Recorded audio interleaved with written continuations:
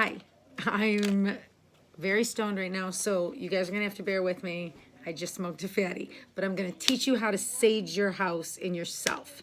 So, most people have an abalone shell. So we have an abalone shell, and most people keep it on a stand like this. So this is the stand, this is the abalone shell. That's ceremonial. You don't need it. It's not gonna, stop the sage from working if you don't have it. It's totally fine if you don't.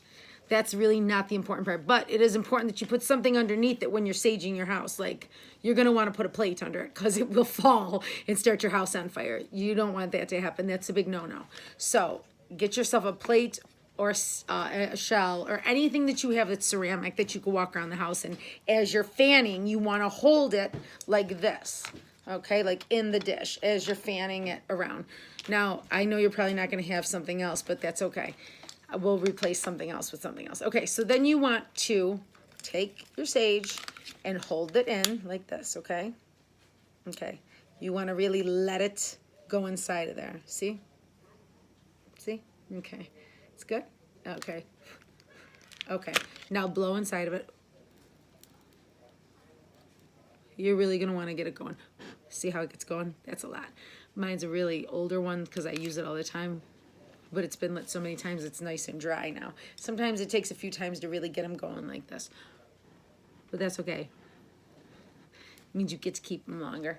Okay, so then you take this, okay? So now what you want to do, I do myself before and after I'm done doing my house, okay? Because I know I got to do all my fucking kids, and they drive me crazy, and I got to go in their stinky rooms, and it's a pain in the ass. So take this. Now, you always start at your crown chakra because you want to go counterclockwise. Wait, which way? Okay. So I want to go this way, okay? Because you want to get negativity away from you. And when you do that, you want to go counterclockwise. When you want to bring something to you, go clockwise, but you want to get rid of it. So you're going to go counterclockwise. And then you go all the way down, all the way down, all the way down to your feet. And you dispel the negativity, okay? Then you're going to want to start upstairs in the corner. And you're going to want to go from room to room. You're going to start in the back of the house, come all the way to the front, come down the stairs, go back to the back of the house, but you got to open all your windows and make sure the negativity has a place to escape to. You want it to leave. You want it to go away.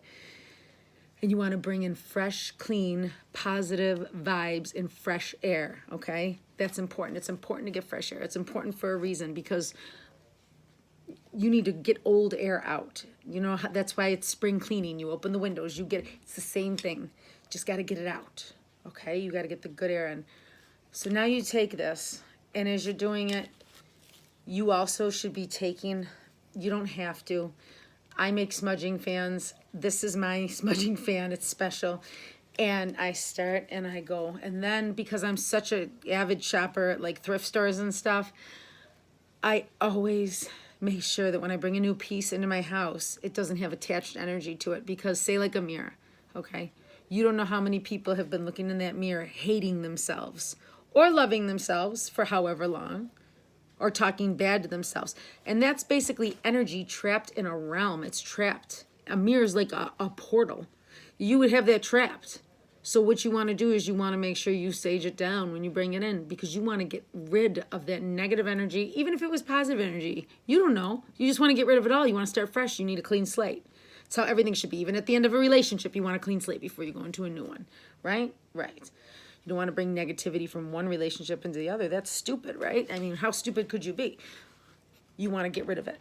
You got to get rid of it all. You got to start fresh. Clean slates are a lot, you know. So just if you have paper, that's a good thing. I like to go in every room, do all of my things, my mirrors especially. Mirrors are bad. You know, you got to make sure you do mirrors, especially if you have very old mirrors. And just everything. Do every room. And then work your way out the front door at the end. There's other things that you could do to get rid of negativity, but you should always start with sage. And end with it too. That's why I said I do myself in the beginning and then I do myself at the end when I'm done with the whole house and I'm done with the kids. Then I do myself again. But because you want to not, you want to get rid of your toxicity. You want to not be toxic and going through the house.